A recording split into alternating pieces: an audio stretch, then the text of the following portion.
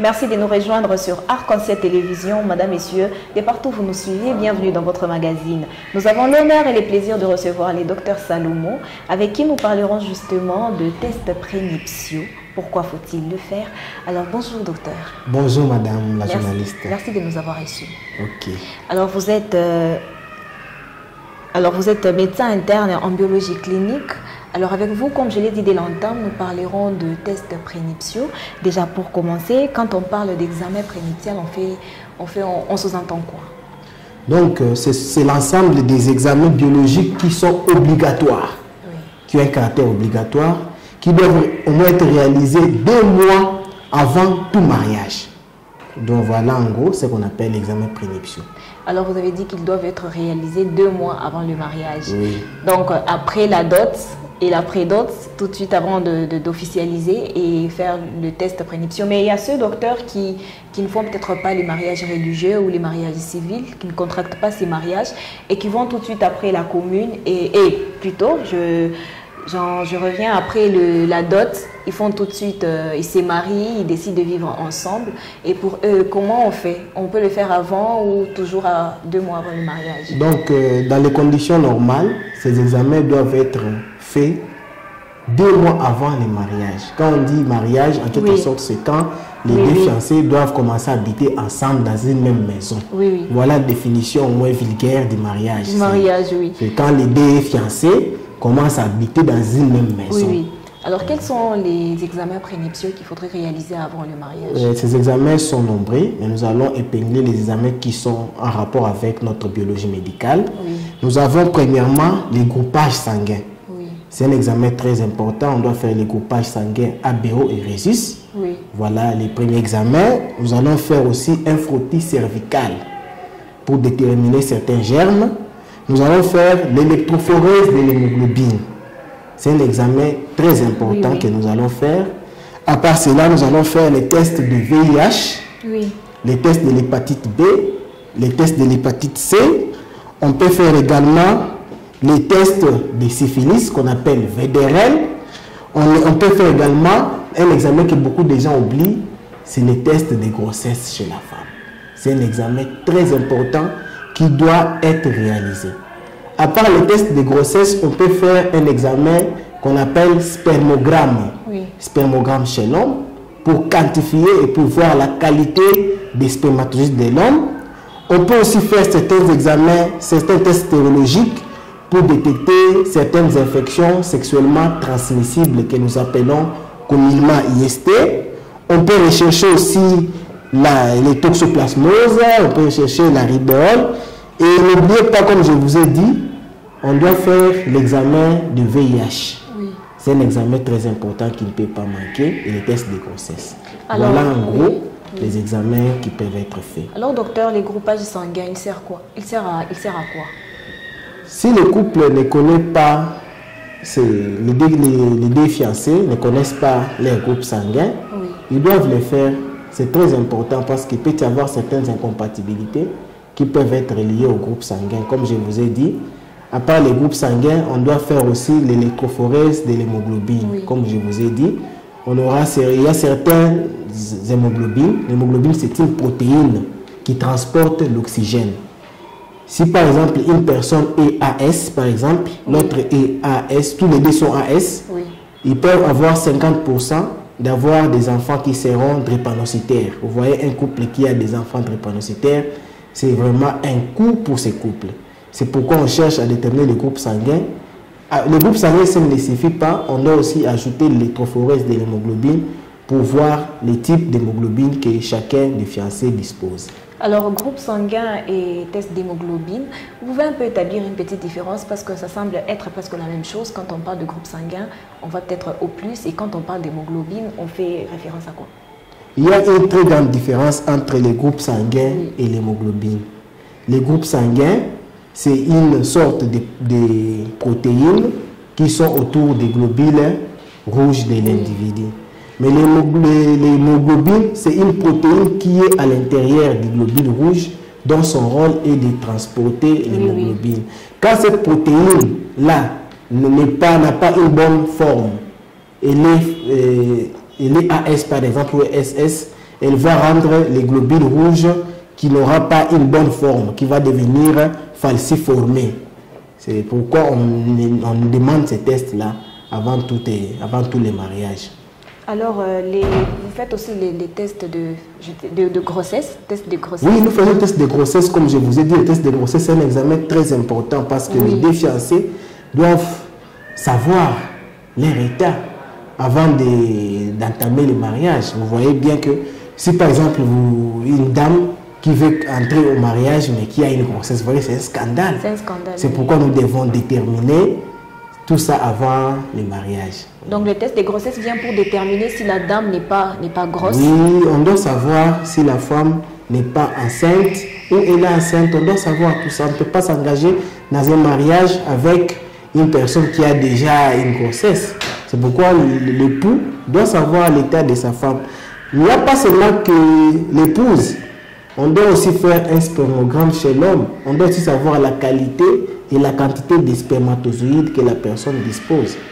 Pas seulement la quantité, mais aussi la qualité. C'est très important. Alors, si l'un des partenaires est porteur des infections sexuellement transmissibles, comment vous faites? Vous traitez la personne ou vous soumettez cette affaire-là au couple et ils gèrent ça ensemble? Oui, c'est pourquoi je vous ai dit que tous ces examens sont obligatoires et doivent être effectués 2 mois avant le mariage. Il en sera ainsi si par exemple un des partenaires a une maladie sexuellement transmissible. Elle peut être prise en charge avant d'entamer le processus du mariage. Tout dépendra de l'accord entre les deux époux qui vont entrer dans le processus du mariage.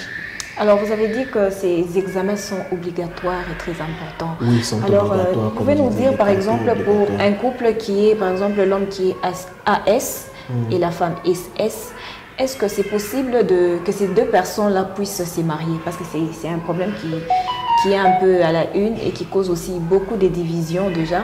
Que vous avez dit qu'il faut faire ces tests 2 mois avant le mariage. Ces personnes donc doivent se séparer ou doivent contracter le mariage pour enfin, au fil du temps, subir par exemple des traitements? Non, tout ça dépendra de ceux qui vont se convenir entre eux. Oui. Le médecin ne sera pas là pour dire qu'ils vont ou ne pas se marier, mais les médecins doivent vous prodiguer des conseils, doivent vous montrer pourquoi cette union ne sera pas bonne. Parce que si vous avez des enfants drépanocytaires, ça sera vraiment une grande charge pour vous et votre couple ne pourra pas s'épanouir.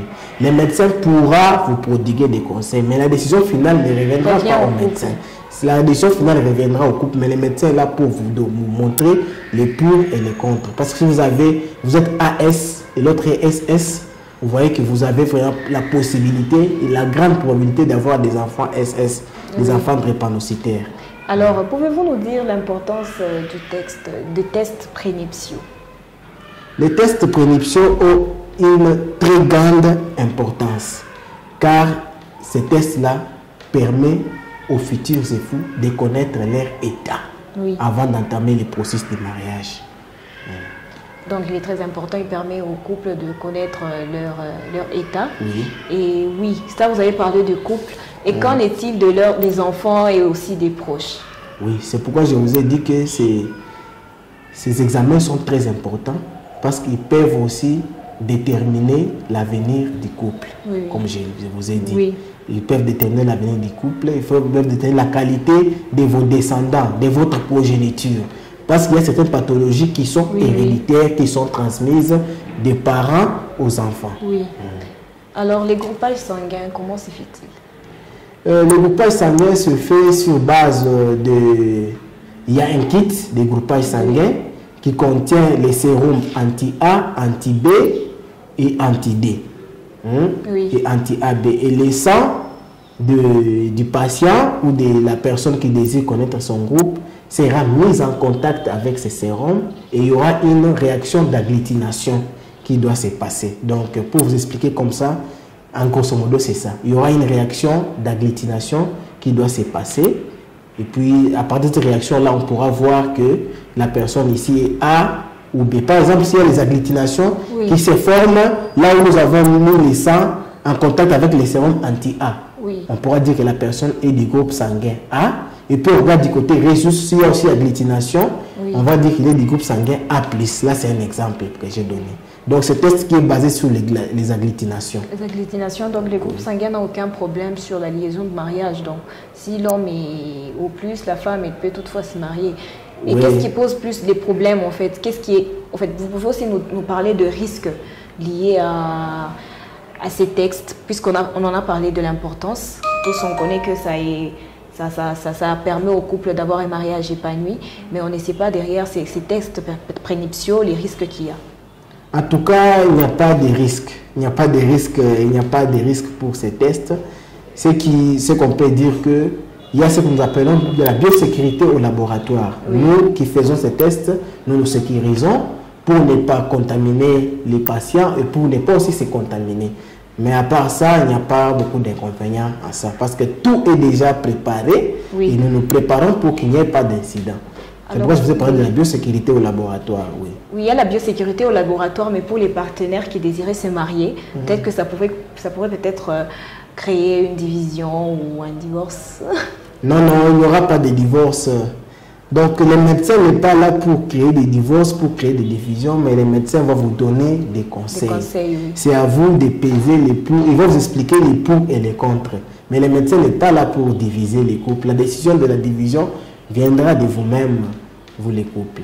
Mais moi, je peux être là pour vous donner, vous prodiguer des conseils tout simplement. Alors docteur, pour les couples qui désirent se marier, ont besoin peut-être de conseils parce que déjà en Afrique, on n'a pas cette culture, je parle précisément de la RDC, on n'a pas cette culture de faire des tests prénuptiaux avant de se marier. Alors quels conseils donneriez-vous à toutes ces personnes? Comme conseil que je vais donner à tous les futurs époux et les épouses, les examens prénuptiaux sont très importants car ces derniers déterminent l'avenir de votre couple. Imaginez-vous si par exemple une personne a une pathologie transmissible qui n'est pas traitée avant d'entamer le processus du mariage. Vous voyez les dégâts que ça pourrait causer. C'est pourquoi ces examens sont très importants avant tout mariage. D'accord.